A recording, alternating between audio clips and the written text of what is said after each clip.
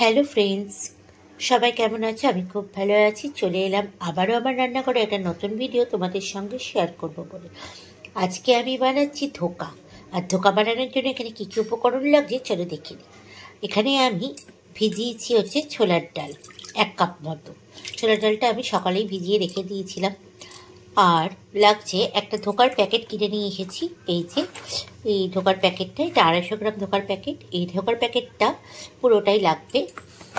আর এখানে হচ্ছে মশলার জন্য আমি নিয়ে নিয়েছি টমেটো, ক্যাপসিকাম, স্বাদ মতো মানে ঝালটা তোমরা স্বাদ মতো দেবে, আদা, ব্যাস এটাই হচ্ছে এর মশলা। তো প্রথমে আগে মিক্সিতে আমি ডালটা বেটে নেব।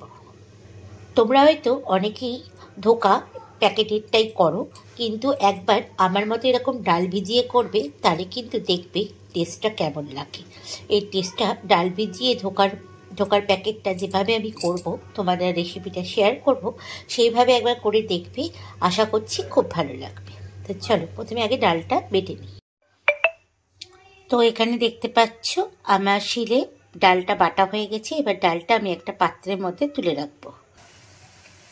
তো এখানে ডালটা আমি একটা পাত্রের মধ্যে তুলে নিয়েছি। এবার যে ধোকার প্যাকেটটা আছে, সেই ধোকার প্যাকেটের যে ডাস্টটা, সেটা এই ডালের মধ্যে আমি একসঙ্গে মিশিয়ে নেব। তো এখানে আমি ধোকার প্যাকেটের যে ধোকার ডাস্টটা, সেটা এই ডালের মধ্যে পুরোটা মিশিয়ে নেব। এখানে আমি 250 গ্রামের পুরো প্যাকেটটাই দিব। তো এখানে ধোকার যে ডাস্টের প্যাকেট কেনার ধোকাটা, সেটাও আমি দিয়ে দিলাম। এবার আমি এর মধ্যে স্বাদ মতো লবণ দেব। তো এখানে আমি লবণের পরিমাণটা একটু কমই দেবো, কারণ তরকারিতে যেহেতু লবণ দেবে, তার জন্য এখানে আমি লবণ অল্পই দিলাম। আর দেবো এর মধ্যে কালো জিরে আর হিং। আর এর মধ্যে আমি দিলাম 1 চামচ মতো কালো জিরে, আর দিলাম 1 চিমটি হিং। এবার সব একসঙ্গে ভালো করে আমি মিশিয়ে নেব সামান্য একটু জল দিয়ে। এবার আমি এর মধ্যে অল্প অল্প করে জল দিয়ে একটা ঘন ব্যাটার তৈরি করব। এইভাবে ভালো করে একসঙ্গে সব মিশিয়ে নিয়ে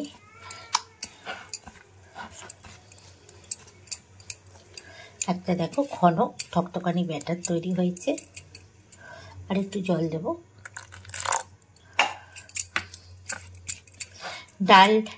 ডাল ভিজিয়ে করলে পারে বড়াগুলো একটু বড় মানে মোটা মোটা হয়, আর খেতেও কিন্তু খুব সুন্দর হয়।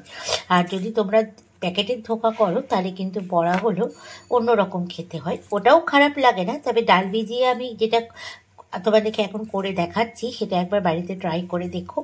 আশা করি খুব ভালো লাগবে। তো ঘন ব্যাটার আবার তৈরি হয়ে গেছে। এবার কড়াইয়ে আমি একদম অল্প সর্ষের তেল দেব। তো দেখো এখানে আমি একদম অল্প একটু সর্ষের তেল দিলাম। এবার যে ব্যাটারটা রেডি করেছি, সেই ব্যাটারটা এই তেলের মধ্যে আমি ঢেলে দেব। তো এই পুরের মতো তৈরি হবে, শক্ত টাইপের। এটা কন্টিনিউয়াস না নাড়লে কিন্তু কড়াইয়ের মধ্যে তলায় কিন্তু লেগে যাবে। তার জন্য কিন্তু কন্টিনিউ তোমরা এইভাবে কিন্তু এটা যতক্ষণ না একটা শক্ত হচ্ছে, ততক্ষণ অবধি কিন্তু এটাকে নাড়তে হবে। আর এর মধ্যে তোমরা একটু 1 চিমটি হলুদ ফেলে দিতে পারো, তাহলে বড়াগুলোর কালারগুলো বেশ ভালো লাগবে। তা আমি এখানে 1 চিমটি হলুদও দিয়ে দেব। তো এখানে আমি 1 চিমটি হলুদ দিয়ে দিলাম, তাহলে বড়াগুলোর কালারটা খুব সুন্দর আসবে। এবার আবারও কন্টিনিউয়াস এইভাবে নাড়ব। তো আমার বড়ার জন্য পুরটা রেডি হয়ে গেছে। এবার একটা থালার মধ্যে তেল বুলাবো। তো একটা থালার মধ্যে দেখো আমি তেল বুলিয়ে নিয়েছি। তেল বুলালে পারে বড়াগুলো খুব সুন্দর উঠে যায়। এবার যে পুরটা রেডি করেছি, সেই পুরটা এর মধ্যে ঢেলে দেব। তো এইভাবে আমি দেখো থালার মধ্যে ভালো করে এটাকে ছড়িয়ে দিয়েছি।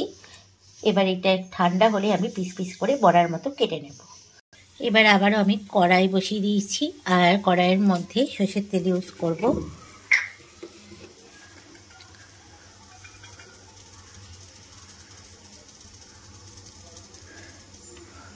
এবার আমি যে কেটে রাখা আলুগুলো রেখেছি, সেই আলুগুলোকে তেলের মধ্যে লাল লাল করে ভেজে তুলে নেব। এবার আমি আলুগুলোকে লাল লাল করে ভেজে নেব।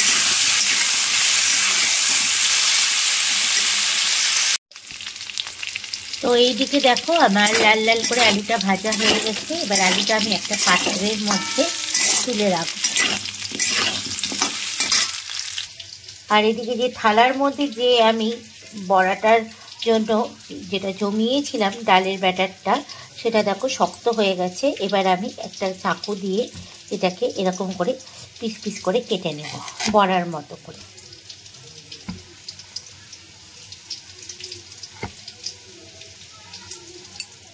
তো আমি কেটে নিয়েছি। আর এই যে দেখো এরকম বরফির মতো এগুলো সব আলগা আলগা, যেহেতু তেল বুলানো ছিল সেহেতু কিন্তু সব আমার খুব সহজেই থালার থেকে উঠে যাচ্ছে। এই যে দেখো, এবার এই বড়াগুলো লাল লাল করে আমি একদমই লাল লাল করে কিন্তু ভাজবে, নাহলে কিন্তু এটা যেই ঝোলের মধ্যে দেবে সেই কিন্তু গলে যাওয়ার সম্ভাবনা থাকে। তার জন্য এখন ভালো করে তেল চাপিয়ে আমি বড়াগুলো লাল লাল করে ভেজে নেব। এবার আলুগুলো আমি তুলে নিলাম, আর ওই তেলের মধ্যে আমি কিন্তু বেটে রাখা মশলাটা দিয়ে দেব। এবার মশলাটাকে ভালো করে আমি কষাবো। আর এইদিকে আমি বড়াগুলোকে লাল লাল করে ভেজে নিচ্ছি। এবার আমি দিলাম 1 চামচ জিরে গুঁড়ো আর 1 চামচ ধনে গুঁড়ো। এবার সবার একসঙ্গে আবারও মশলাটা ভালো করে কষিয়ে নেব।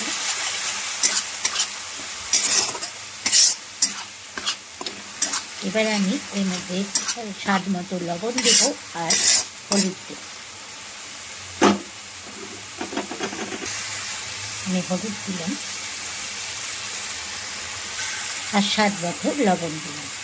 এবার আবারও মশলাটা আমি একসাথে ভালো করে কষিয়ে নেব।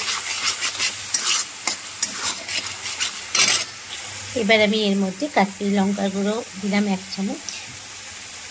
এবার সব আবারও একসঙ্গে ভালো করে মিশিয়ে নেব। আর তোমরা দেখতেই পাচ্ছ কি সুন্দর মশলা থেকে তেল ছাড়তে শুরু করেছে। এবার ভেজে রাখা আলুগুলো আমি এর মধ্যে দিয়ে দিলাম। এবার আলুগুলোর সঙ্গে মশলাটা ভালো করে কষাবো।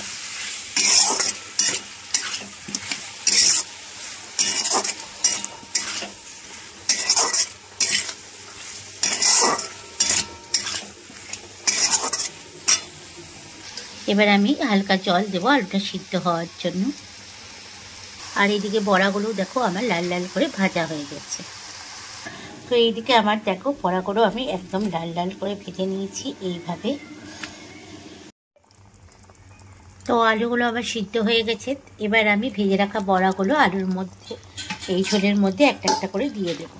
কিন্তু এটা এই বড়াগুলো দেওয়ার পরে কিন্তু তোমরা আর জিনিসটা ফোটাবে না, সঙ্গে সঙ্গে বন্ধ করে দেবে। এখন আবার আলুগুলো ভালো মতো সিদ্ধ হয়ে গেছে, তোমাদেরকে দেখিয়ে দিই। এই যে দেখো আলুগুলো আমার ভালো মতো সিদ্ধ হয়ে গেছে। এবার আমি গ্যাসটা বন্ধ করে দেব। এবার ভেজে রাখা বড়াগুলো একটা একটা করে এইভাবে দিয়ে দেব।